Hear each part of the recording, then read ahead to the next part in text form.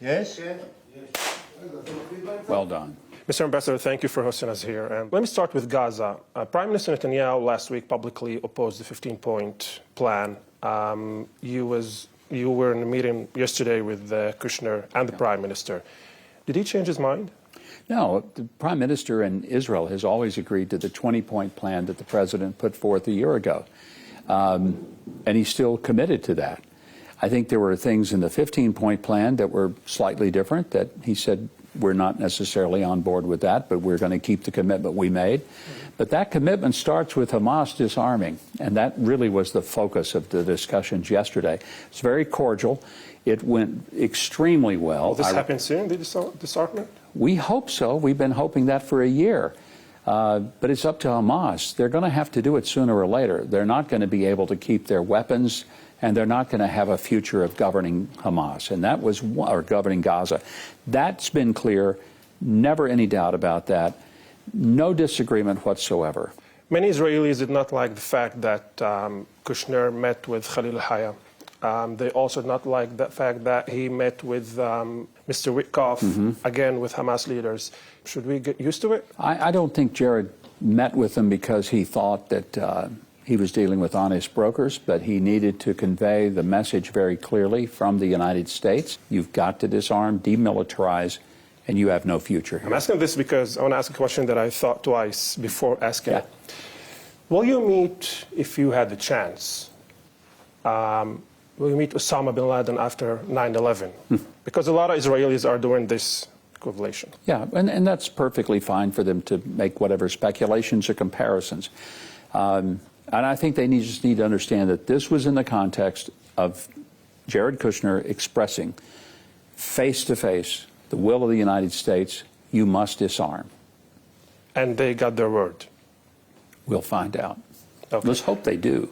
Let me move to Iran. Is it correct to say that the President of the United States will not go to a major war with Iran before the midterms elections? The timing would not be the reason that he would not do it. It would be that if he feels like that we can get to a place where Iran acknowledges it's not going to have a nuclear weapon and it's not going to enrich uranium, and that can be accomplished without a war, that's what he would prefer.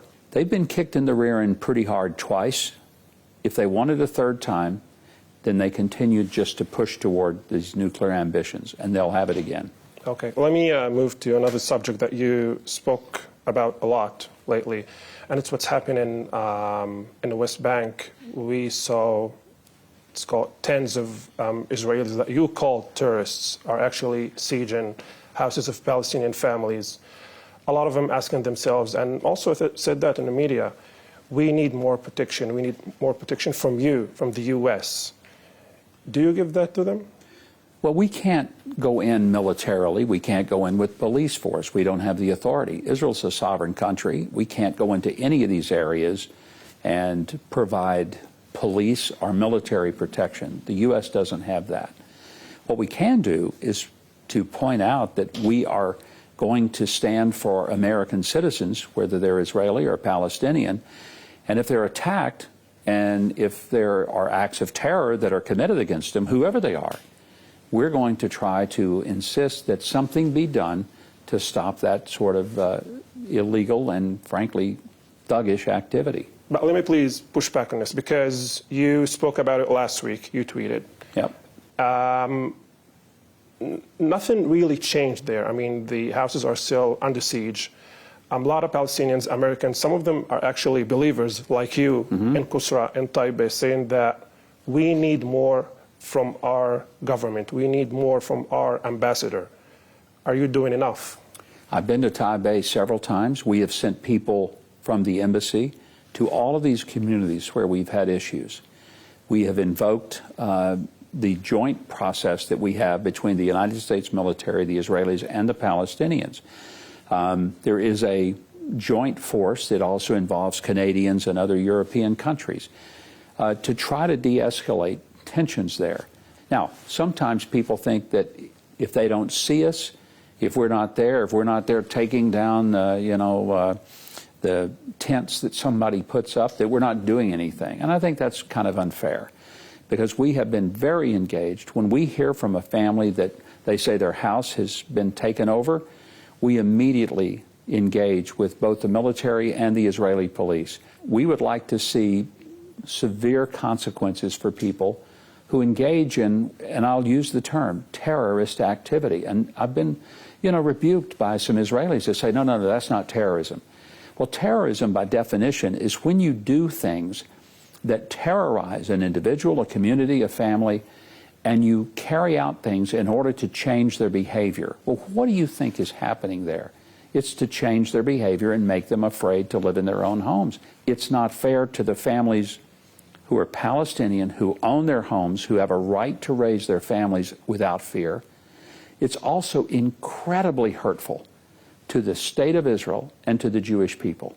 And this little minority, if they think they're doing their cause a favor, they are making a horrific mistake. You're having a major role in the historical negotiations between Israel and Lebanon. You were in the State Department, I think, for most of the... for all of the talks that we were engaged in there. Are we still far from that target, a peace between Lebanon and Israel? I think we're closer than we have been ever since probably the 50s. The fact that Israel and Lebanon sat in the same room and talked to each other and worked toward recognizing they're not at war with each other, that was hugely significant. Israeli officials that we saw on TV that spoke with us, they were thrilled at the beginning, but now they're actually attacking the Lebanese government, saying that they are not doing enough to push Hezbollah out of southern Lebanon. Do you agree with that? I think we all knew that this was going to be incremental. It was not going to be the flip of a switch, and suddenly, from one day to the next, Hezbollah disappears and the Lebanese armed forces are in full control and Israel is able to completely disengage from Lebanon and that the northern border is safe. Wouldn't we love to see that? Yes.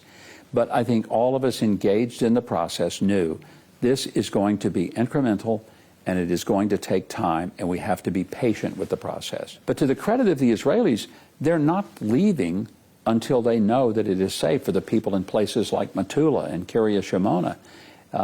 They have an obligation to protect those people. Could they stay there forever? Let's hope not. Let me drag you into Israeli politics. You like Prime Minister Netanyahu.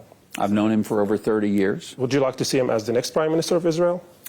As ambassador, that's something I don't get to participate in. I cannot engage in the internal politics. So I will represent the United States to the government of Israel, but it is up to the people of Israel to determine who will lead their next government. And if it's Prime Minister Netanyahu, we have a continual relationship. If it's someone else, and I hope to get to know all of the leading candidates, and I'm setting up meetings with all of them to get to know them so they can get to know me, begin the engagement. The United States is committed to the state of Israel and our partnership. So I'll try to ask this in a different way. Okay. Is there a reason that the President Trump, does not endorse Netanyahu yet? I haven't talked to the president about it, and he may decide to get in the race in some way and make an endorsement, but I don't know. And he may decide that he doesn't want to try to influence it one way or the other. With some people, an endorsement might help and it might hurt. And sometimes that's the way it can be. Mr. Ambassador, thank you very much for your time. Thank you. Enjoy the visit. Thank you. I appreciate it.